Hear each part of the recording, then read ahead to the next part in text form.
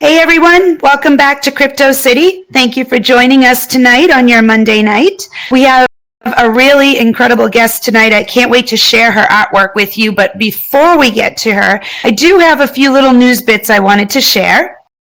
Cointelegraph, one of the online publications that talks a lot about crypto and NFTs and different things going on in the AI industry, they actually posted an article yesterday, and they were talking about the evolution of NFTs. And although the art market itself has been down, they're stating that that's not actually a bad thing, because rather there's been a shift in the necessity and the usage, because utility is becoming a much bigger part of the NFT world. Now, we've been talking about this for the past year, about some of the really incredible ways that utility can be built into NFTs. And a lot of companies and individuals are creating NFTs with more token value instead of just being, a decorative image and a thing of beauty. So, the artwork end of it is not gone away. It is, a little bit subsided right now, in as much as the ability to monetize and make huge money on the artwork, but that hasn't completely gone away either. Some people are still willing to pay a lot of money for what they want, just like in real life. So, keep doing your artwork, but build some utility into it. Make it so that whatever you're selling, whether it is an NFT in a game that you can win by achieving certain levels, or if it's, a concert pass, whatever those different utility items that you're building into your NFTs, keep them coming, because that's the wave that's being rode right now. And, I'd be remiss if I didn't put, a quick mention out there of something that is probably inevitable, but also coming far too fast. There's been a lot of talk this year about AI drones being used in attacks, especially in the Ukraine. So now, there's a lot of concern coming out that some of these AI drones that are being used in attacks are actually autonomous and not with the oversight of humans behind them. A lot of them are doing the attacks based on what they've been taught, which is really kind of scary. I mean, it makes you really start to wonder, is this even ethical, or is this really kind of the beginning of the end? So currently there's no regulations, and this is kind of a scary reality. So keep your eye in the news on some of that stuff.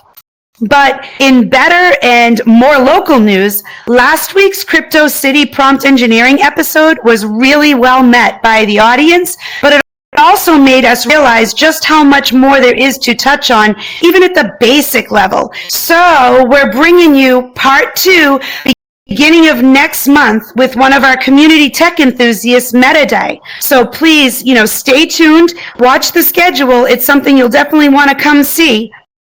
And so keep that in mind. So tonight, our guest is a wonderful artist. She does AI art. She does VR art. She does 3D art. I have been watching her Instagram for a very long time. She's one of my favorite artists. So please welcome to the stage now, Willowmoon Art. Hi. Welcome, Willowmoon. Hi. How you doing? Thank you for being here. Have a seat. Good. Okay. Oh, and the seat. There you go. There we go. So thank you so much for joining us today. Really excited to have you here. Thanks so much for having me. Of course. I rose up. Sorry. So I actually met you on the set of Yummy NFTs over a year ago. You were a guest there before I was even a host on that show. I remember that. I remember meeting you there for the first time. It's hard to believe it was all a year ago. Right? It's been crazy how much time has passed. But you know what? I came in, I was a guest in the audience, and I was like, look at this artwork. It is so beautiful. And I remember you even took us to a world that you had created at the end of the show, and it was really impressive to see. So I started following your Instagram, and now here we are over a year later, and I've watched a lot of your progression, and I'm super excited to share it with the audience tonight. So, tell us a little bit before we we dive in, to all of the current stuff that you're doing, give us a little background on, what were you doing before digital art? I have an online personalized gift business. I sell personalized teddy bears and stuffed animals and ornaments and things that I've designed myself. So I've always been creative and an entrepreneur. And I discovered VR about almost 5 years ago now, which is crazy and hard to believe. And the minute I tried VR, I just immediately fell in love with it and knew that this was something I had to do. And my first experiences were in Tilt Brush, and twirling around making sparkly trails in 3D space was just absolutely incredible. And I was hooked from that point on, and I've spent the last 5 years learning everything I can and about creating in 3D in general, and I still do Tilt Brush sometimes, but I also have gone on to doing other VR apps like Gravity Sketch and Adobe Modeler, and I use Blender now. I've spent the last year really trying to get good at Blender now, which has been a challenge, but I actually like Blender now, which I wasn't sure I would when I started. So, and I've done a little bit of Unity. I've built one VR chat world and one alt space world and a world in Mozilla Hubs. So I've done a little bit of world building. So incredible. I mean, one thing I love about your artwork is that it's very vivid and colorful, and it's really whimsical and fun, but yet there's so much detail and talent put into each piece that you create. We're going to take a look at some of your beautiful artwork in a moment, but let's talk about so you've dabbled in many forms of digital art, including NFTs a little bit, obviously, where I met you. But, what is the inspiration behind your digital artwork? I always, from the time I was young, for some reason, I've always drawn creatures and aliens and hybrid animals and strange things. I think part of that was because I wasn't good at drawing people, and so I do unusual things instead, but then it grew to be my thing. And I like drawing strange, original creatures, and I've always been fascinated with space, and so I make up worlds in space for them to have come from, and have little stories behind them. So we have a few pieces here of your VR art. Those were actually some of my first AI art. So that one, that one's AI. Okay. Yeah, those were AI back from first some of the earlier AI and Deep Dream Generator, which kind of started me off on being creative with some of all this stuff. So. Now, Deep Dream Generator, that's an AI program similar to like a DALL-E or something like that? It's a little different from the AI programs we have now. It was back now they have AI art like that. These were all what they called style transfer, which were some of the earlier AI art, where you created styles to put on another image to change how they looked. So that was some of my earliest things that I dabbled with AI. Interesting. Okay. Very beautiful. I mean, obviously you can see, the image underneath it, obviously recognizable, but the beautiful overlay over it, really bringing it to life and giving it some, fun, excitement into a static image. Right. So, I always loved bright colors. And you know what? It pops off your page incredibly when you're looking at them. These are some cute little characters here. Those are some of my first Tilt Brush creations. So I had a forest world that those were part of, little frogs and fish. Okay, I'm going to tell you that I used Tilt Brush a couple times. What I created didn't look anything like that. I just had some swirls. It was not that simple to use. I love Tilt Brush. It's magical, and Tilt Brush will always be my first love in VR art because it's where I started. So other than Tilt Brush, what other and the AI program, what are some of using some of the basics too, like Photoshop, and what other programs are you using to create the artwork besides Blender now, because that's newer? Right. Most of my 3D things I make in either Gravity Sketch or Adobe 3D Modeler. I prefer modeling in VR rather than in Blender, just because I like being in VR and seeing it in 3D space, and I just feel more connected to it and like I can actually see it. It's harder when you're just navigating around on the 2D screen. So my process will be that I'll make the model in VR in one of those apps, and then I'll bring it into Blender or Substance Painter to add textures, or into Blender to animate it, and then export it and bring it into the programs for either being in a VR world or an AR experience. Okay. Now we're going to look at a couple pieces of your 3D art that you make some really fun characters. And I've really, it's like every time I flip through and I see you in my feed, I'm like, these are so nice. Oh, and you have an art gallery in Neos. Is that still accessible for people who use the Neos app? That should be still around. That was one of the very first things that I did also. It's was one of my first 3D things that I made. I think it's still there. I haven't been there in a really long time, so I'm not sure. I need to make a new gallery with some more updated things. I do have a gallery in Hubs also that I made as part of my Artist in Residence project for Mozilla Hubs. And that one it's got 2D art in it, but it also has a 3D spaceship with an animated alien that beams up and down from an asteroid, so that's kind of fun. Oh, that's awesome. You're going to have to create some of this over here in VR chat and maybe in Spatial. Spatial is really good for galleries, but I feel like over here you could make some really cool things in VR chat. Right. I have one Halloween World here that I did 2 years ago with a group of artists that we did it as a group Halloween show, and that one is still publicly available. The main public hub world is called ArtCrypt VR, and that one is still around, and my world within that is called Ghoulish Garden, and that one was done almost all in my part of that was done all in Siltbrush, and that was a really fun project that we worked on together. Very cool.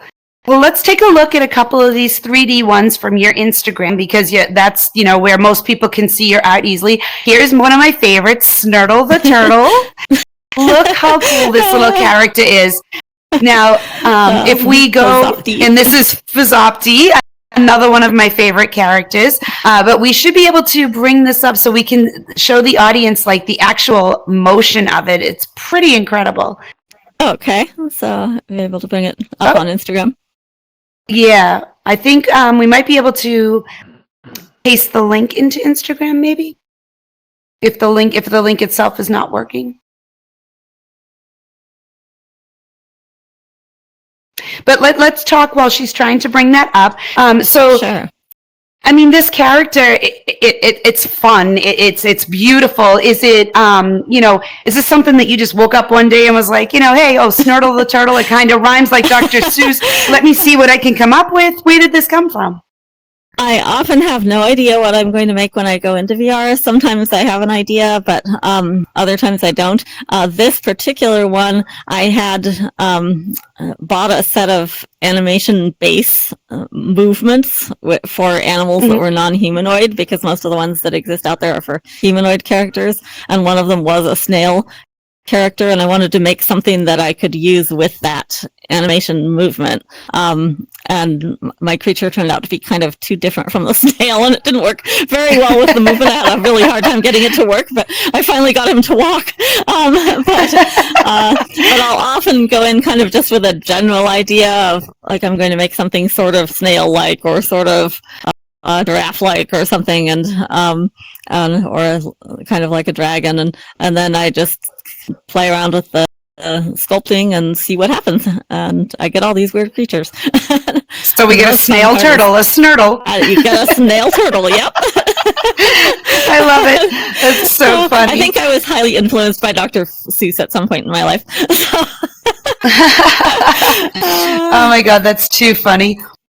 Yeah, Dr. Seuss, great characters. You can make a little story behind them. Now, you're obviously you created some 3D art, you did some digital art. I mean, it just seemed like it would be a logical transition to bring you into augmented reality. Yes, I've been seeing so many people doing AR art, and it's nice because you can share it with people who don't necessarily have VR headsets and get it a wider audience. And it's fun to see the creatures in your own backyard or something. And so I've started just recently doing some augmented reality things. Again, making the models in Gravity Sketch or Modeler, and usually I use Substance Painter for the textures. And I've mostly been using Adobe Aero right now for the actual AR. I've done one in Snapchat's Lens Studio, and I'd really like to learn Spark and Reality Composer. There's always so many things to learn and never enough hours in the day. But there's a lot of spoken like a true artist. AR.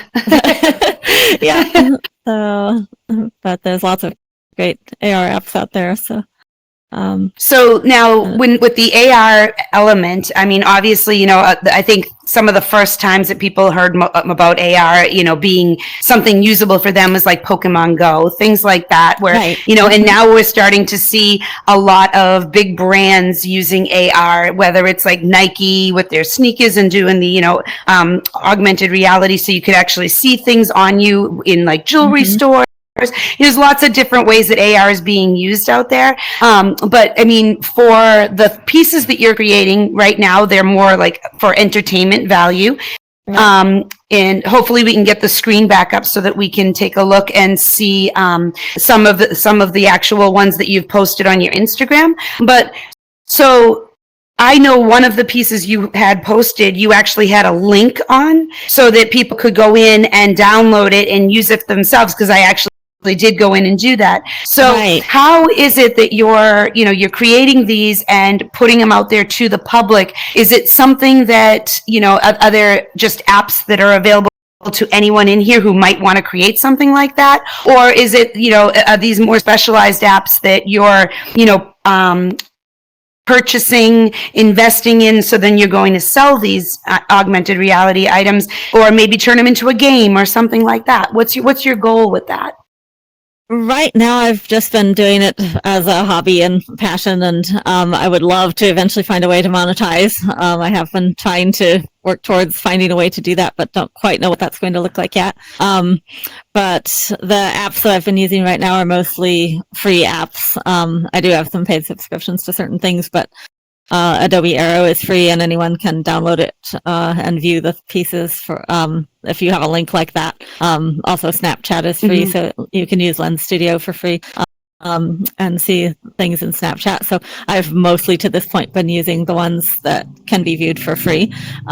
If I were to monetize it with something that showed up on a piece of jewelry or clothing, then I think you need to go with the paid type of apps to do that. Sure. So, that'll be something I'd probably need to look into in the future.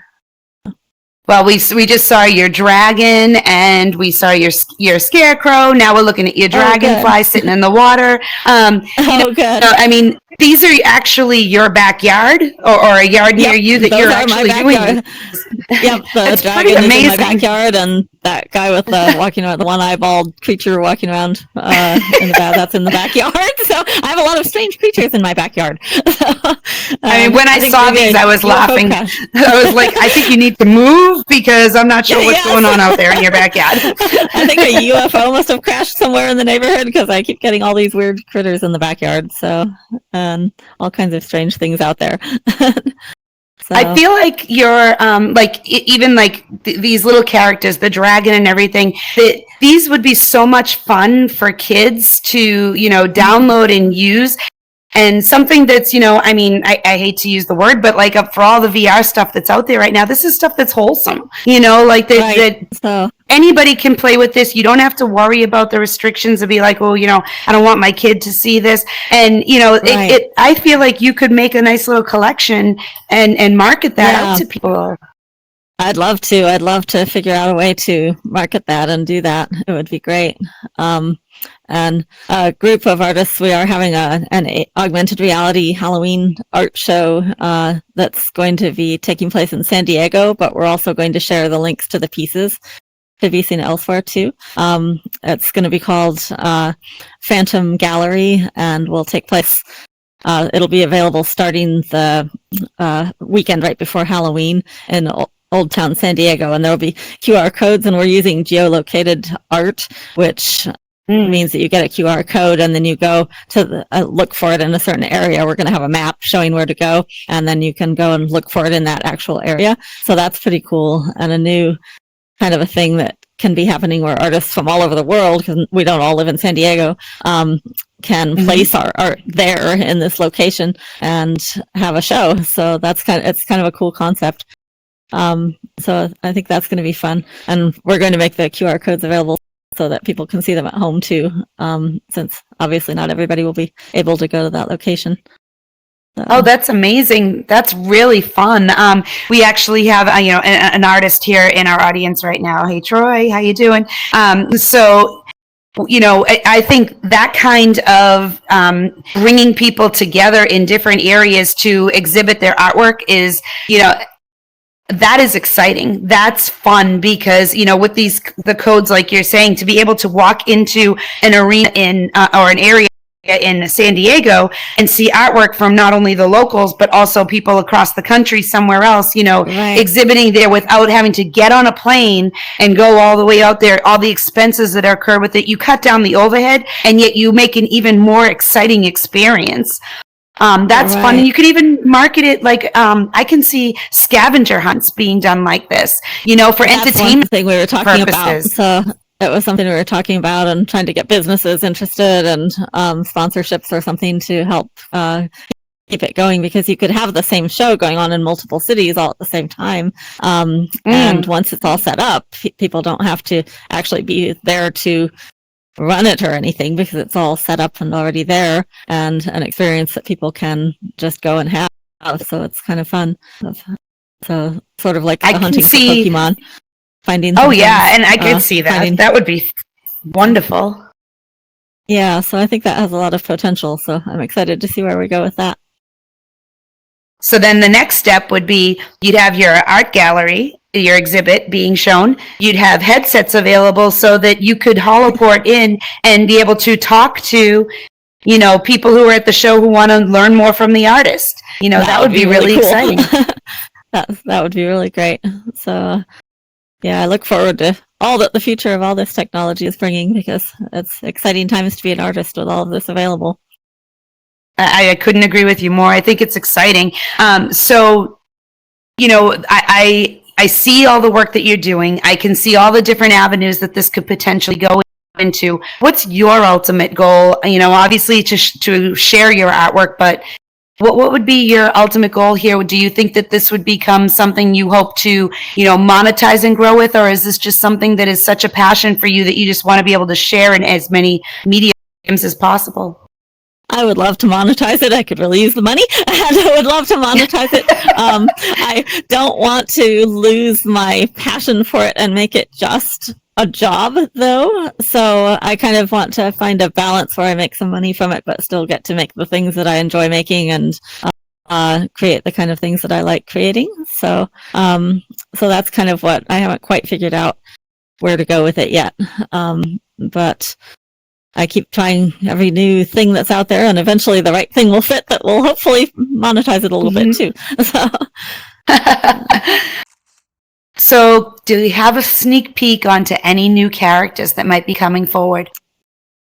I don't actually, because like I said before, I sort of don't often know what I'm going to make until I'm in VR making it. So I actually don't have the next one planned yet.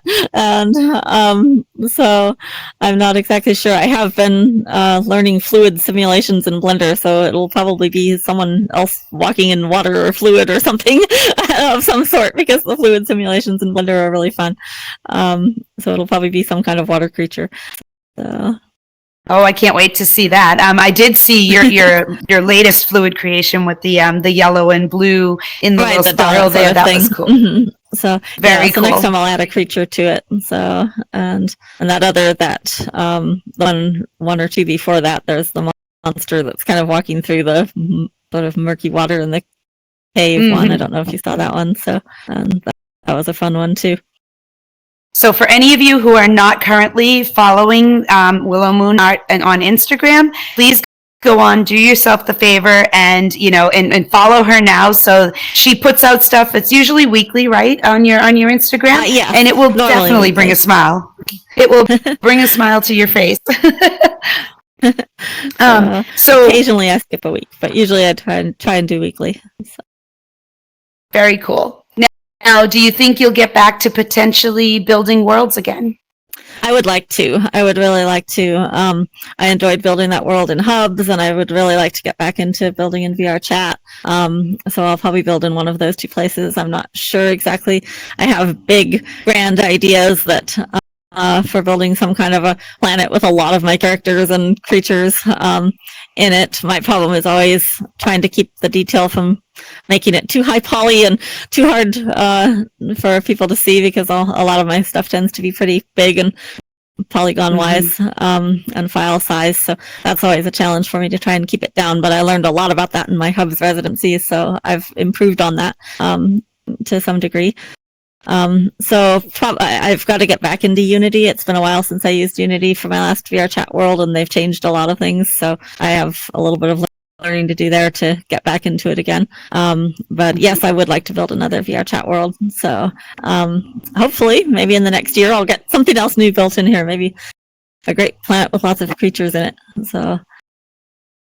Well, definitely all the work you're doing in Blender will be huge for that, because all the world builders who are over here now, they're all saying, no, I've been working with Blender for the past, 6 months, a year, whatever. And, you mentioned, it can be challenging, and everybody feels that pain. But every time you create something in Blender and it improves each time for all of the people who are using it, like we get to see such amazing things come out of there. So I'm excited to see, the next things that you come up with.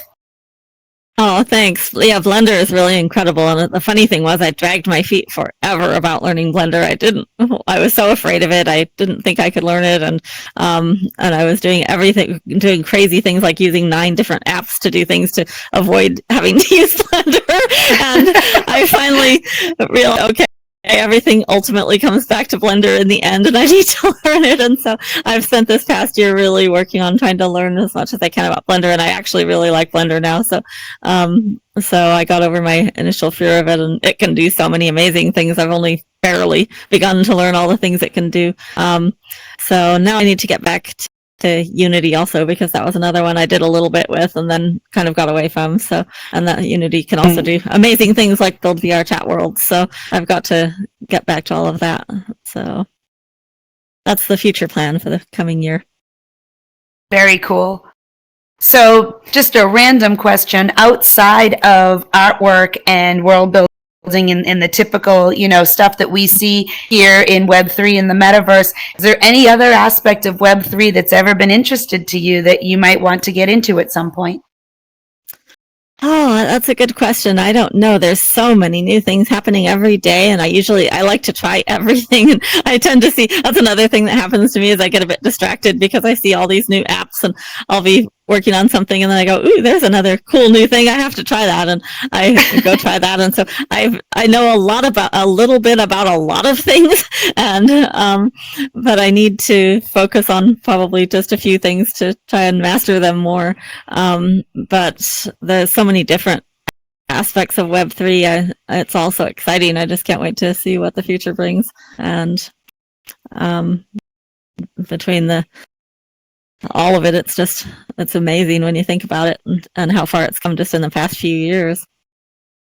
Oh, absolutely. I mean, and I've only been on here for 3 years, and the things that we had at the beginning to the things that we have now, it's just mind blowing how fast everything evolved. And I feel like even in this past year, we've seen, not only just the metaverse platforms evolve, but all of the capabilities within there.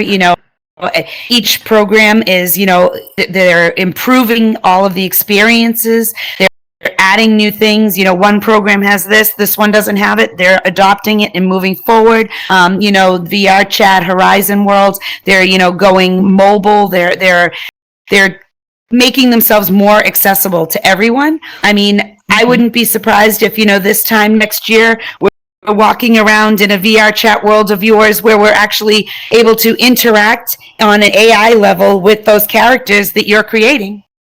I mean, that's certainly possible. Yeah. I know. Or someday we'll probably all be wearing lightweight glasses that we can just walk around the world and see all these AI things surrounding us and at the rate it's going, and it won't be far off. And my head spins when I think about how much has happened just in the few years that I've been doing this. But it does make it really hard to keep up with when you're trying to stay on top of all the technology. And there's always so much to learn. For sure. And I do think, that's a good point too for, people who are interested in artists that are out there that want to, start playing around in a little bit more than the traditional art and, or just not just doing AI art, but actually doing the 3D stuff and the augmented reality. I mean, it's going to require you to put in the time and effort to learn it, but it's going to be really rewarding. So, It really is. It's so exciting, and when you see those things come together, and often I'll think I'm not going to be able to get something to work, and almost every thing, even once I've learned how to do something, the next one is never just easy or the same. Something is always different about it that doesn't work, and it has to be puzzled through and made it work. And each one of those pieces takes a ridiculous amount of time to get to the point where you see it on Instagram. But it's all fun, and then when you finally get it there, it's really satisfying and really rewarding, and like, oh wow, I made that. And so it is very satisfying once you get there, and it's so much fun playing in 3D, and I just love creating in 3D. Well, I predict that we're going to have something coming out of you that's going to resemble a movie or some sort of comic strip story where we're following your characters through their daily life.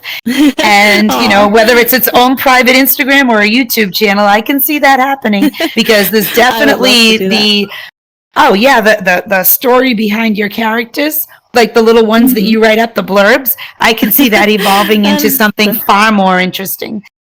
I've always wanted to do like a longer film, maybe some kind of a 3D movie, if I can learn how to do that, that would incorporate all those characters. So that would be really fun, and that would be ultimately an end goal that I'd love to do someday. So that, and a world where you can visit them all. So maybe they can be tied together. Absolutely, a little jungle, go visit them and go on a galaxy hopping to see all the different planets and environments and everything or alien zoo. That would be really, really cool. So there's a project for you. Here's your 2024 goals.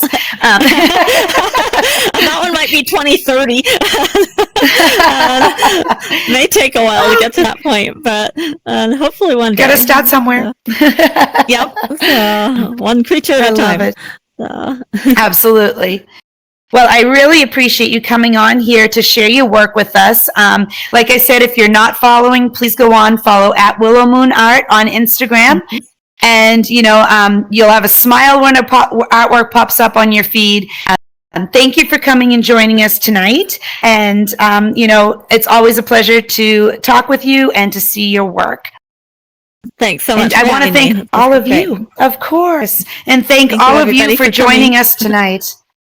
And next week, on Monday night, we're going to have former crypto millionaire Ken Bozak to share his ride through cryptocurrency, the highs, the lows. And so you want to maybe come out if you have any interest in cryptocurrency, or you want to hear just how good it can be and why you should be careful as well. So we will see you next Monday night, 9 p.m. at Crypto City. Thank you, everyone, for coming out. Thank you. Bye.